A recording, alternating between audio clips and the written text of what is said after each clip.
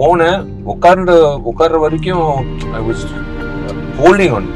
But when I went on stage அவர் சொன்ன மாதிரி ஆச்சு. அட, என்னோட உடம்புக்கு உண்மையிலேயே என்ன ஆச்சு தெரியுமா, இதுதாங்க நடந்துச்சுன்னு உடல்நிலை பத்தின சர்ச்சைக்கு இப்போ ஆக்டர் விஷால் முற்றுப்புள்ளி வச்சிருக்காரு. அவர் என்னப்பா ட்ரிங்க் பண்ணிட்டு எல்லாம் விட்டதுனால ஒரு விஷயம் வந்துருச்சு, ஒருவேளை ட்ரிங்க் பண்ணிட்டு தான் வந்துட்டாரோ, இப்படி அப்படியே அந்த விஷயமும் உங்க காதுபட வந்திருக்கும். ட்ரிங்க் அப்படின்றது of course we go for a party, இந்த மாதிரி சில விஷயங்கள் இருக்கும், அதெல்லாம் ஒரு ஜாலி திங் தான். Alcohol 2 years you quit la? I quit smoking 5 years back. Okay, 2 years விட்டாச்சு கம்ப்ளீட்டா. நோ பார்ட்டி கிட்டி? பார்ட்டிக்கே நான் போக மாட்டேன். நான் கடைசியா போன பார்ட்டி வந்து சுந்தர் சாரோட பிறந்தநாள். சிங்கம் வலி கொண்ட நெஞ்சம் உடைந்தாலும் உனக்காக.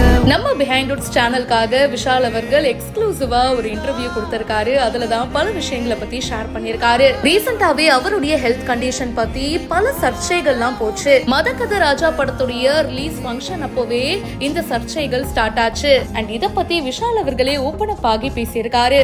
I had 103 fever that day. Doctor came home shivering, completely I was shivering. Doctor சொன்னாரு, no you can't go.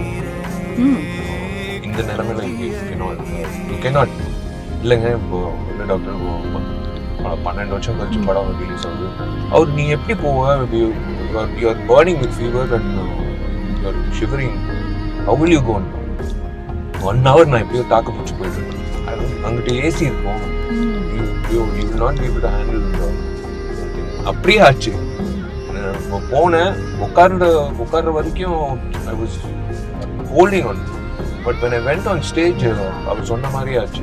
அன்னைக்கு எனக்கு வந்து பயங்கரமான ஃபீவருங்க, 103 டிகிரி ஃபீவர் கொதிச்சுது. டாக்டர் வந்து சொல்லிட்டாரு, கண்டிப்பா நீ இந்த ஈவெண்ட்டுக்கு போக கூடாது, கம்ப்ளீட்டா நீ வந்து ரெஸ்ட் எடுக்கணும் அப்படின்னாரு. அது எப்படிங்க நான் போகாம இருக்கிறது? இத்தனை வருஷம் கழிச்சு படம் ரிலீஸ் ஆகுது, வெறும் ஒரு 1 hour மட்டும் நான் போயிட்டு வந்துடுறேங்க அப்படின்னு சொன்னேன். அங்க ஏசி இருக்கும்பா, இந்த நிலைமையில நீ போகாத, எப்படி போவ, எப்படி மேனேஜ் பண்ணுவ அப்படின்னு அவரு எவ்வளவோ சொன்னாரு. ஆனா நான் போயிட்டேன். அங்க போனதுக்கு அப்புறம் அவர் சொன்ன மாதிரியே ஆச்சு. என்னால ஏசியை வந்து தாங்கிக்க முடியல. உட்காந்துட்டு இருக்கும் போது கூட அவ்வளவா தெரியல, ஆனா நின்னு பேசும்போது பாத்தீங்கன்னா அந்த ஷிவரிங் வந்து ஸ்டார்ட் ஆயிடுச்சு. அதுக்கப்புறமா பல பேர் சோஷியல் மீடியால இஷ்டத்துக்கு பேச ஆரம்பிச்சுட்டாங்க.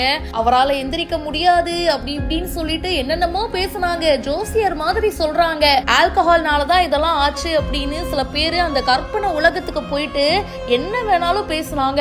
நான் ஸ்மோக்கிங் குவிட் பண்ணி 5 வருஷம் ஆகுது அப்படின்னு பல விஷயங்களை பத்தி விஷால் ஷேர் பண்ணியிருக்காரு.